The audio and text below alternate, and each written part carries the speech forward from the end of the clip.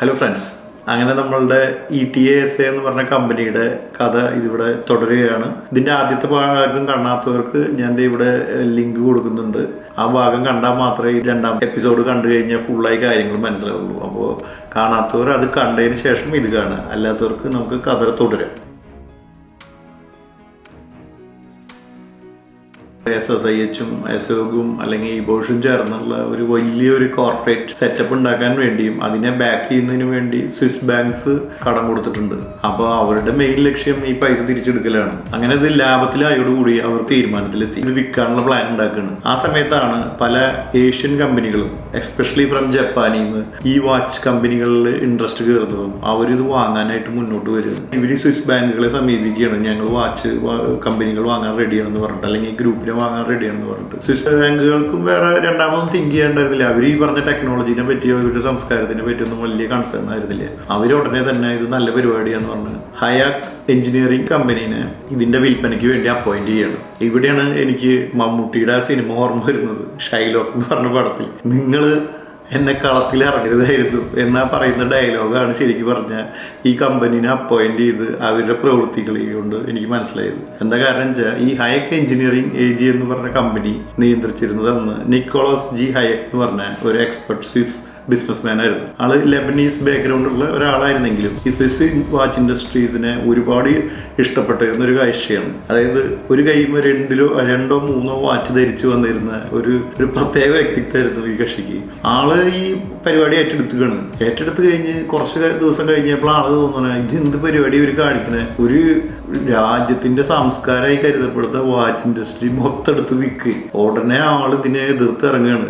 ഞാൻ മരിച്ചിട്ടേ ഇത് നടക്കൂ എന്ന് പറഞ്ഞ മാതിരി ആള് ശപഥം എടുക്കുക. നിക്കോളാസ് ജി ഹയക് തന്നെ ഈ ഒരു വിൽപ്പന കരാറിലെ വില്ലനായി മാറുന്നത്. സ്വിസ് വാച്ച് ഫെഡറേഷനെയും ഗവൺമെന്റിനെയും സ്വിസ് ബാങ്കിനെയൊക്കെ വിളിച്ച് ഭയങ്കരമായ മീറ്റിങ്ങുകളൊക്കെ നടത്തി പറയുന്നത് ഈ സംഭവം വിറ്റ് കളയരുത്. ബിക്കോസ് ഇത് വാങ്ങാൻ വരുന്ന പലർക്കും ദുഷ്ടലാക്കാനുള്ള അവർ ഈ കമ്പനിയൊന്നും ഇവിടെ തുടർന്നും നടത്താൻ അനുവദിക്കുന്നില്ല. സീക്കോ ആയിക്കോട്ടെ, സിറ്റിസൺ ആയിക്കോട്ടെ, ഇവർ പലരും ഇതിലത്തെ പല കമ്പനികളെയും വാങ്ങാൻ വേണ്ടി രംഗത്തിറങ്ങി. അതിന് പ്രത്യേക ഒരു കാരണമുണ്ട്. ഈ പറഞ്ഞ പർട്ടിക്കുലർ ഗ്രൂപ്പ് അല്ലെങ്കിൽ കോർപ്പറേറ്റ് ആയിട്ടുള്ള ഈ ഒരു ടീമിന്റെ കയ്യിൽ 100-200 വർഷത്തിലധികം പഴക്കമുള്ള നോ ഹൗസ്, പാറ്റൻസ്, അതേപോലെ ടെക്നിക്കൽ ഇൻഫർമേഷൻ എല്ലാം ഇവരുടെ കയ്യിലിരിക്കുകയാണ്. അവർക്ക് സിമ്പിളായിട്ട് ഇത് അക്വയർ ചെയ്താൽ മൊത്തം അവരുടെ കയ്യിലേക്ക് വരും. ഫോർ എക്സാമ്പിൾ ആയിട്ട് ഞാൻ വേറെ റെഫറൻസ് പറയാം. നിങ്ങൾ ഈ DJI എന്ന് പറഞ്ഞൊരു കമ്പനി കേട്ടിട്ടുണ്ടാവും. ചൈന ഡ്രോൺസ് ഉണ്ടാക്കുന്നതും ക്യാമറ, അതായത് ആക്ഷൻ ക്യാമറ. ഈ കമ്പനീനെ നമ്മൾ അടുത്ത കാലം തൊട്ടൊക്കെ കേട്ടു തുടങ്ങി. അവരെങ്ങനെ എത്ര പുരോഗമിച്ചതെന്ന് നിങ്ങൾക്ക് അറിയും. അതായത് സ്വീഡനിലെ ഫേമസ് ആയ ഹാസൽ ബ്ലേഡ് എന്ന് പറഞ്ഞൊരു കമ്പനി ഉണ്ടായിരുന്നു. അവരാണ് സ്പെഷ്യലൈസ്ഡ് ക്യാമറകൾ ഉണ്ടാക്കിയിരുന്നത്. ഫോർ എക്സാമ്പിൾ നാസയെ വിക്ഷേപിച്ച അപ്പോളോ മിഷൻസിലൊക്കെ ചന്ദ്രനിൽ ഉപയോഗിച്ച ക്യാമറകൾ, അതിന്റെ ലെൻസുകൾ ഹാസൽ ബ്ലേഡ് ബ്രാൻഡിന്റെ ആയിരുന്നു. അങ്ങനത്തെ ക്യാമറകൾ ഉണ്ടാക്കിയ ഈ ഹാസൽ ബ്ലേഡിനെ DJI വാങ്ങി. അതോടുകൂടിയാണ് അവർ ടെക്നിക്കലി അഡ്വാൻസ്ഡ് ആയി. എക്സാമ്പിൾ ടാറ്റയും അങ്ങനെ പറയാം നമുക്ക്. ലാൻഡ് റോവറും ജാഗറും വാങ്ങിയതിനു ശേഷം ഒരുപാട് ഇമ്പ്രൂവ്മെന്റ് അവർക്ക് വന്നില്ലേ. ഇതേ ഉദ്ദേശത്തിലാണ് ഈ ജപ്പാനീസ് കമ്പനികൾ വരുന്നത്. ഇത് മനസ്സിലാക്കിയ നിക്കോളാസ് ഹയക് കംപ്ലീറ്റ് ഗവൺമെന്റ് ബോഡീസിനെയും ഇത് പറഞ്ഞ് മനസ്സിലാക്കുകയാണ് ബാങ്കുകാരെ. അങ്ങനെ അവരെ അതിൽ നിന്ന് പിന്തിരിപ്പിക്കുകയാണ്. അങ്ങനെ ഇൻഡസ്ട്രീസിനെ മുഴുവൻ റീറ്റൈൻ ചെയ്ത് നിർത്തിയത് ഇയാളുടെ ഒറ്റ കഴിവുകൊണ്ടാണ്. അങ്ങനെ അവര് ഇവരുടെ ഉദ്ദേശം മാറ്റുകയാണ്. വിൽക്കണതിന് പകരം ഇതിനെ നീ പുരോഗതിയിലേക്ക് കൊണ്ടുവരാനുള്ള വർക്ക് അയാൾക്ക് ഏൽപ്പിച്ചു കൊടുക്കുക. ആളത് വ്യക്തമായി ചെയ്തു. അതുകൊണ്ടാണ് ഈ സ്വിസ് ഇൻഡസ്ട്രിയിലെ 3 പ്രഗത്ഭരായ വ്യക്തികൾ, ജെറാൽ ജെന്റെയും ഞാൻ കഴിഞ്ഞ ഒരു വീഡിയോയിൽ പറഞ്ഞ ജീൻ ക്ലൗഡ് ബീവറിന്റെ ഒപ്പം ഇയാളുടെ പേര് പറയാൻ കാരണം. നിക്കോളാസ് ഹയക് ഈ SMH എന്ന് പറഞ്ഞ ആ ഗ്രൂപ്പിന്റെ കംപ്ലീറ്റ് സ്ട്രാറ്റജി ഉണ്ടാക്കലും അതിന് എന്തൊക്കെ പ്രവർത്തനങ്ങൾ വേണമെന്നും ഇംപ്ലിമെന്റ് ചെയ്യാണ്. അങ്ങനെ ഒരുപാട് വാച്ച് കമ്പനികളെ ഇതിന്റെ അണ്ടറിലേക്ക് കൊണ്ടുവരികയാണ്. അവർക്കൊക്കെ പ്രഥമ വർക്ക് എന്താണെന്ന് വെച്ചാൽ നിങ്ങൾ R&D ചെയ്യുക, മാർക്കറ്റിംഗ് ചെയ്യുക, മൂവ്മെന്റ് മുഴുവൻ ടീം അതിന്റെ അനുബന്ധ സ്ഥാപനങ്ങൾ ഉണ്ടാക്കി തരും, അത് വെച്ച് വിൽക്കുക. അങ്ങനെ ഒരു സ്ട്രാറ്റജി ആൾ ഇംപ്ലിമെന്റ് ചെയ്തിട്ട് ഇതിനെ വളർത്തിക്കൊണ്ടുവരികയാണ്. മെക്കാനിക്കൽ വാച്ചുകളിൽ ഒരുപാട് വിലക്കുറവായിരുന്നു ജപ്പാനിൽ ഉണ്ടാക്കിയിരുന്ന കോട്സ് വാച്ചുകൾ. അപ്പൊ അതേ കോട്സ് വാച്ചുകൾ സിറ്റ്സ് മെയ്ഡ് ഉണ്ടാക്കുക. അങ്ങനെ ആദ്യത്തെ വാച്ച് അവർ റിലീസ് ചെയ്യണം 1983. മെക്കാനിക്കൽ വാച്ചുകൾക്ക് അന്ന് 1000 ആൻഡ് അബവ് വിലയുള്ളപ്പോൾ $50 ജപ്പാനീസ് ബ്രാൻഡുകളെ കോമ്പറ്റ് ചെയ്ത് വാച്ച് ഇറക്കുകയാണ്. ഹ്യൂജ് സക്സസ് ആവുകയാണ്. വിത്തിൻ 1 ഇയറിൽ അവർ 1 മില്യൺ വാച്ച് വിൽക്കുന്നു. വിത്തിൻ 10 ഇയേഴ്സ് അവർ 100 മില്യൺ വാച്ചാണ് വിൽക്കുന്നത്. ആ വാച്ച് ഉണ്ടാക്കിയ ഇമ്പോർട്ടന്റ് റോൾ വഹിച്ചത് ETA ആയിരുന്നു. അങ്ങനെ ഈ SMH എന്ന് പറഞ്ഞ ഗ്രൂപ്പ് സ്വാച്ച് ഗ്രൂപ്പ് എന്ന് പറഞ്ഞ രീതിയിൽ 1998 മാറുകയാണ്.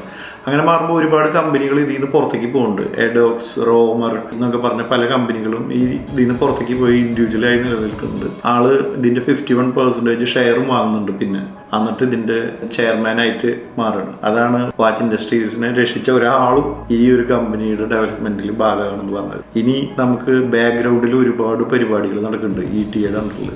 അതെന്തുട്ടാണെന്ന് നോക്കാം.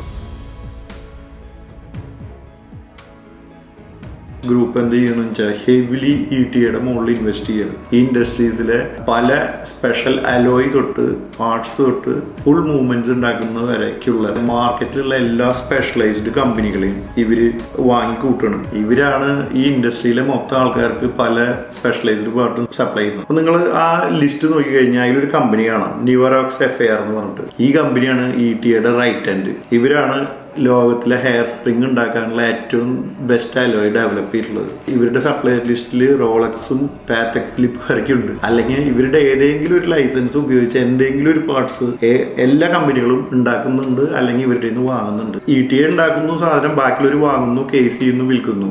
ഇതുകൊണ്ട് ബാക്കിയുള്ള കമ്പനികളുടെ ഗുണം എന്താണെന്ന് വെച്ചാൽ എല്ലാ ഡെവലപ്മെന്റും ETA ചെയ്യുന്നു, പുതിയ മൂവ്മെന്റ്സ് ഉണ്ടാക്കുന്നു, അത് ഇവർ വാങ്ങുന്നു, കേസ് ചെയ്യുന്നു, വിൽക്കുന്നു. മൂവ്മെന്റ് ഉണ്ടാക്കാൻ കപ്പാസിറ്റി ഓവറായപ്പോൾ ഇവരെന്ത് ചെയ്തു, സെല്ലിറ്റ എന്ന് പറഞ്ഞൊരു കമ്പനീനെ വിളിച്ച് അവർക്ക് ഔട്ട്സോഴ്സ് ചെയ്യാണ്. അതായത് ഐഫോൺ ഉണ്ടാക്കാൻ ഫോക്സ്കോണിനെ ഏൽപ്പിച്ച പോലെ. പക്ഷെ ഈ എൻജോയ്മെന്റ് പീരീഡ് അധികം നിലനിന്നില്ല. 2000 ആയപ്പോഴേക്കും ETA ഇരിക്കാൻ സമയമില്ലാത്ത രീതിയിൽ മൂവ്മെന്റ്സിന്റെ റിക്വയർമെന്റ്സ് വരികയാണ്. അപ്പൊ സ്വാഭാവികമായിട്ടും നിങ്ങൾക്ക് 2 ക്വസ്റ്റ്യൻ ഉണ്ടാവും. എന്തിനാണ് എല്ലാവരും ETA കയ്യിൽ നിന്ന് വാങ്ങുന്നത്? അല്ലെങ്കിൽ ബാക്കിയുള്ള കമ്പനികൾക്ക് എന്തുകൊണ്ട് ഒരു മൂവ്മെന്റ് ഡെവലപ്പ് ചെയ്തുകൂടാ?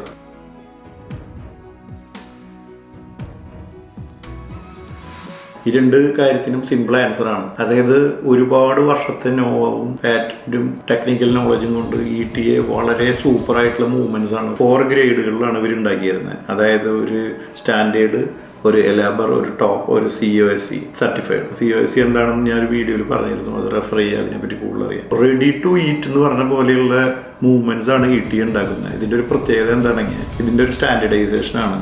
ഏത് വാച്ച് മേക്കർക്കും അല്ലെങ്കിൽ റിപ്പയർ ആൾക്കും ഇത് തുറന്നാൽ ഈസി ആയിട്ട് റിപ്പയർ ചെയ്യാം. അതേപോലെ ഇത് ഈസി ആയിട്ട് കസ്റ്റമൈസ് ചെയ്യാം. വാങ്ങുന്ന ആൾക്കാർക്ക് കണ്ണടച്ച് പരിപാടി ചെയ്ത് കാര്യങ്ങൾ മുന്നോട്ട് കൊണ്ടുപോകുന്ന രീതിയിലാണ് ETA സ്പൂണിൽ എടുത്തു കൊടുക്കുന്ന പോലെ സാധനങ്ങൾ കൊടുത്തായിരുന്നത്. അന്ന് കോമൺ ആയിട്ട് ഇൻഡസ്ട്രിയിൽ പറഞ്ഞൊരു കാര്യം ഉണ്ടായിരുന്നു. അതായത് ETA ഒരു മൂവ്മെന്റ് വാങ്ങാൻ 100 ഫ്രാങ്ക്സേ വേണ്ടു. ഈ 100 ഫ്രാങ്കിന്റെ ഒരു മൂവ്മെന്റ് വാങ്ങിക്കഴിഞ്ഞാൽ അത് കേസ് ചെയ്ത് ഡയലിമ പേര് എഴുതിയൊക്കെ വിറ്റാൽ ഒരു 1000 ഫ്രാങ്ക് കിട്ടുന്നു. അപ്പൊ ഒരു ലാഭം എത്രയായിരിക്കും? അപ്പോൾ ഇതിന്റെ ഭാഗമായിട്ട് ഇൻഡസ്ട്രി മുഴുവൻ ഇവരെ ഡിപ്പെൻഡ് ചെയ്ത് മുന്നോട്ട് പോകണം. 75% മാർക്കറ്റ് ഷെയർ ഇവരുടെ കയ്യിലെത്തണം. ഇവരൊരു ദിവസം പണി മുടക്കിയ ബാക്കി മൊത്തം ഇൻഡസ്ട്രി നിൽക്കുന്ന രീതിയിലാണ് കാര്യങ്ങൾ മുന്നോട്ട് പോകുന്നത്. പാത്തക് ഫിലിപ്പ് അല്ലെങ്കിൽ വാൻസ്റ്റോൺ കോൺസ്റ്റന്റ് അല്ലെങ്കിൽ റോളക്സ് ഇൻഹൗസ് ഡെവലപ്മെന്റ് ഉള്ള എല്ലാവരും വെച്ച് ബാക്കി എല്ലാവരും ഇവരെ ഡിപ്പെൻഡ് ചെയ്യുകയാണെന്നാണ് ഞാൻ മെയിൻ ചെയ്തത്. ഈ രണ്ടാമത്തെ ചോദ്യം, എന്തുകൊണ്ട് മൂവ്മെന്റ് ഉണ്ടാക്കുന്നില്ല? ഒരു മൂവ്മെന്റ് ഉണ്ടാക്കണമെങ്കിൽ കുറഞ്ഞത് അന്നത്തെ 10 ലക്ഷം തൊട്ട് 20 ലക്ഷം ഫ്രാൻസിന്റെ ചെലവുണ്ട്. 4 to 5 ഇയേഴ്സിന്റെ എഫർട്ടും ഉണ്ട്.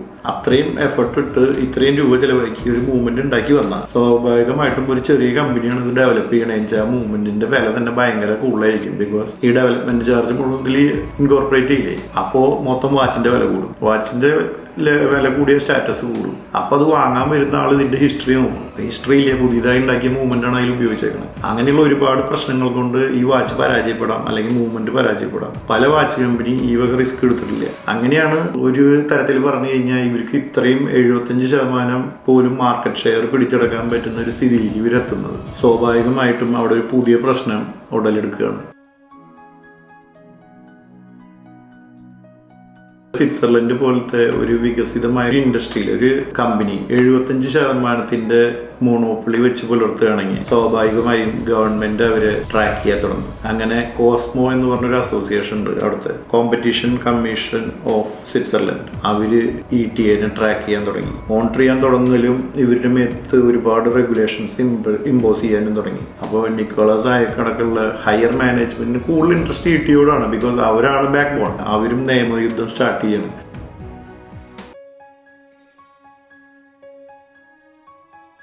സ്വിറ്റ്സർലൻഡിൽ ചില കമ്പനികൾ പുറത്തുള്ള പല ഫാഷൻ ഹൗസുകൾക്കും അല്ലെങ്കിൽ ഫോറിൻ ആൾക്കാർക്കും വാച്ച് ഉണ്ടാക്കി കൊടുക്കാൻ തുടങ്ങി. ഫോർ എക്സാമ്പിൾ ഒരു ABC എന്ന് പറഞ്ഞ ഒരാൾ അവരെ അപ്രോച്ച് ചെയ്യുകയാണെങ്കിൽ അവരൊരു ഡിസൈൻ കൊടുക്കും, വാച്ചിന്റെ കംപ്ലീറ്റ് കോൺഫിഗറേഷൻ കൊടുക്കും. ഈ സ്വിറ്റ്സർലൻഡിലുള്ള കമ്പനി എന്ത് ചെയ്യും, ETAയുടെ മൂവ്മെന്റ് വാങ്ങും, അവർ പറയുന്ന ഡിസൈനിൽ വാച്ച് ഉണ്ടാക്കുന്നു, അവരുടെ പേര് എഴുതുന്നു, അവർക്ക് വേണ്ടി കൊടുക്കും. അങ്ങനെ ഈ വാച്ച് വിൽക്കാൻ തുടങ്ങി കഴിഞ്ഞാൽ ലോക്കൽ വാച്ച് മേക്കേഴ്സിന് എന്ത് സംഭവിക്കും, അവരുടെ വാച്ച് സ്വാഭാവികമായി വിലക്കുള്ളായിരിക്കും. ETAയുടെ മൂവ്മെന്റ് വാങ്ങുന്ന ഈ ഫാഷൻ ബ്രാൻഡ് എഴുതിയിട്ടുള്ളതും സ്വിസ് മെയ്ഡ് എന്നാണ്. നിക്കോളസിനെ പ്രകോപിപ്പിക്കാൻ ഒരു സംഭവം നടന്നു. അത് ഒരു ഫേമസ് ആയിട്ടുള്ള മാഗസീനിൽ ഇന്റർവ്യൂല് വരുന്നുണ്ട്. അതായത് ഇറ്റലിയിലുള്ള ഒരു ഫാഷൻ ഹൗസ് ഇയാളെ വിളിച്ചിട്ട് പറയാത്ര, എനിക്ക് കുറച്ച് വാച്ച് നിങ്ങൾക്ക് ഉണ്ടാക്കി തരാൻ പറ്റുമോ? അപ്പൊ ഇയാൾ അവരോട് ചോദിക്കുന്നുണ്ട്, നിങ്ങൾ ഡ്രസ്സും ഇതിലൊക്കെയല്ലേ സ്പെഷ്യലൈസ്, നിങ്ങൾ ഇതിനെ വാച്ച് ഉണ്ടാക്കുന്നത്, അതും ഞങ്ങളുടെ കയ്യിൽ നിന്ന് എന്ന് ചോദിക്കുക. അപ്പൊ അവർ പറയുന്നത്, നിങ്ങളത് ആരാ പറയാം, അവിടെ ഇഷ്ടംപോലെ ആൾക്കാർ ഉണ്ടാക്കി കൊടുക്കുന്നുണ്ടല്ലോ എന്ന്. അപ്പൊ അയാൾ പറഞ്ഞു, നിങ്ങൾ അവരെ അപ്രോച്ച് ചെയ്തോളാം. നോക്കുമ്പോൾ അടുത്ത മാസം അവരുടെ പേരിൽ സ്വിസ് മെയ്ഡ് വാച്ച് വരുന്നു. അപ്പൊ ഇയാൾക്ക് സ്വാഭാവികമായിട്ട് ദേഷ്യം വരും. ഇവർക്ക് ഇത്രയും വർഷമായി ഡെവലപ്പ് ചെയ്ത് കൊണ്ടുവന്ന കാര്യം മറ്റേ കമ്പനി ഒരു മാസം കൊണ്ട്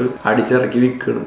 അത് സ്വിസ് ഇൻഡസ്ട്രിക്ക് തന്നെ പ്രശ്നം വരുന്ന മനസ്സിലാക്കിയ ആള് എല്ലാ കമ്പനികൾക്കും ഉടനെ അലർട്ട് കൊടുത്തിട്ട് പറയാണ്, 2002 കൂടി നമ്മൾ ഈ സപ്ലൈ നിർത്തും, നിങ്ങളൊക്കെ സ്വയം തുടങ്ങിക്കോളെ. ഇത് കേട്ട പാതി കേൾക്കാത്ത പാതി കുറെ ആൾക്കാർ പോയി കേസ് കൊടുത്തു, കുറെ കമ്പനിക്കാർ. ബിക്കോസ് അവരുടെ എക്സിസ്റ്റൻസിന്റെ പ്രശ്നമാണ്. ഇതിന്റെ പിന്നാലെ ഈ പറഞ്ഞ കോമ്പറ്റീഷൻ കമ്മീഷനും ഗവൺമെന്റ് ഒക്കെ രംഗത്തിറങ്ങി ഇയാളെ മാത്രമല്ല മൊത്തം ഈ ETA ആകെ ലോക്ക് ചെയ്തു. അവരുടെ കണ്ടീഷൻസ് പ്രൈസ് ഇൻക്രീസ് ചെയ്യാൻ പാടില്ല, സപ്ലൈക്കും ഒരു കണ്ടീഷനും ഇല്ല, ഇതിന്റെ പുതിയ ഡെവലപ്മെന്റ് ആർക്കും കൊടുക്കില്ല എന്ന് പറയാൻ പറ്റില്ല, മാർജിൻ ഇൻക്രീസ് ചെയ്യാൻ പാടില്ല, അങ്ങനെ ഒരുപാട് കണ്ടീഷൻ ഇട്ടു. 2008 വരെ നിരുപാധികം ചോദിക്കുന്നവർക്കൊക്കെ ഉണ്ടാക്കി കൊടുക്കണം എന്നുള്ള ഒരു ഓർഡർ ഇടും. പല സെലിബ്രിറ്റികളും കിട്ടുന്ന പല കോടികൾ വിലയുള്ള പല വാച്ചുകളുടെയും ബാക്ക്ഗ്രൗണ്ട് അന്വേഷിച്ച് പോയി കഴിഞ്ഞാൽ അവർക്ക് ഒരു ഫാക്ടറി ഒരു പക്ഷേ സ്വിറ്റ്സർലൻഡിൽ കാണാൻ പറ്റില്ല.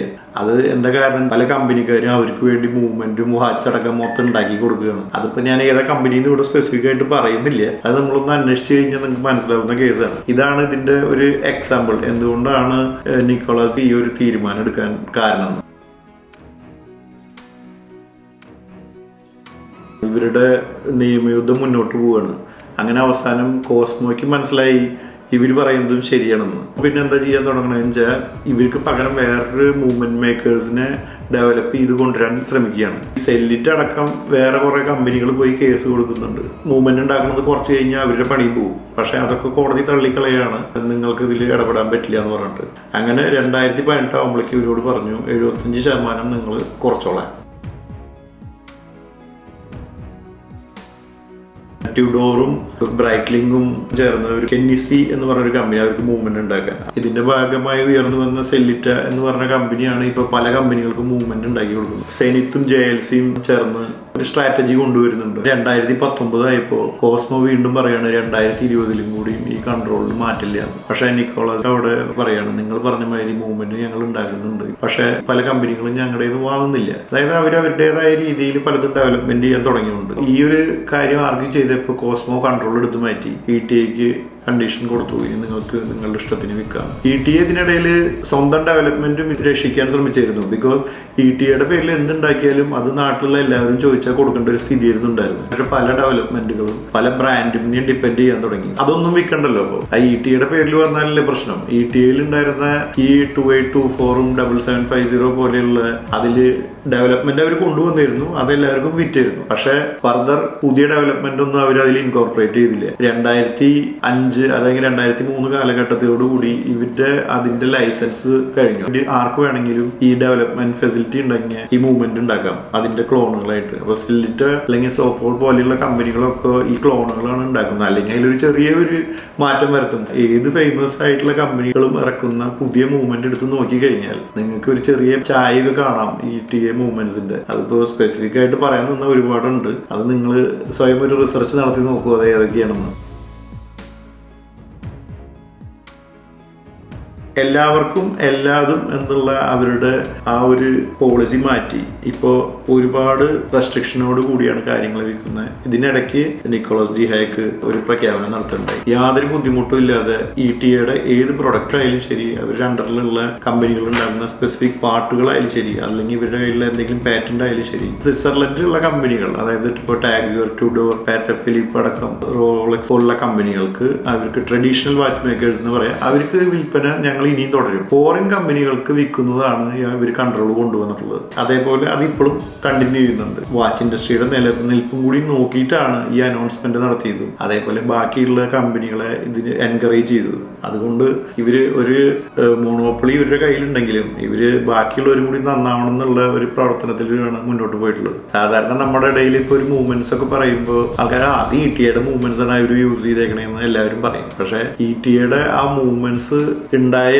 വഴിയും അവരുടെ ഇൻഫ്ലുവൻസും ഇപ്പോഴും അവരുടെ മാർക്കറ്റിലുള്ള ഇൻഫ്ലുവൻസും നിങ്ങൾക്ക് മനസ്സിലാക്കിയപ്പോൾ അവരെ പറ്റിയിട്ടുള്ള ഇപ്പോഴുള്ള നിങ്ങളുടെ ചിന്ത മാറിയിട്ടുണ്ടാവും എന്ന് വിചാരിക്കുന്നു. ഈ കഥ ഇനി അധികം ഞാൻ വലിച്ചു നീട്ടുന്നില്ല. അപ്പോൾ 1956 ഉണ്ടാക്കിയ കമ്പനി ഇതേപോലെ പല ക്രൈസിസിലും മുന്നിട്ട് നിന്ന് പ്രവർത്തിച്ച് ഇൻഡസ്ട്രീനെ രക്ഷപ്പെടുത്തി കൊണ്ടുവന്ന് ഇത്രയും വലിയൊരു പൊസിഷനിൽ എത്തിയ ഒരു കഥ നിങ്ങൾക്കൊക്കെ ഇൻട്രസ്റ്റിംഗ് ആയിരുന്നു എന്ന് വിചാരിക്കുന്നു. ഇത് വീണ്ടും ഇതുപോലുള്ള കഥകളുമായി വരുന്നത് വരയ്ക്കും ചാനൽ സബ്സ്ക്രൈബ് ചെയ്യുക, ബെൽ ബട്ടൺ അമർത്തുക, ഷെയർ ചെയ്യുക, കമൻറ്റ് ചെയ്യുക, ചോദ്യങ്ങൾ ചോദിക്കുക. വീണ്ടും കാണുന്നവരേക്കും ബൈ.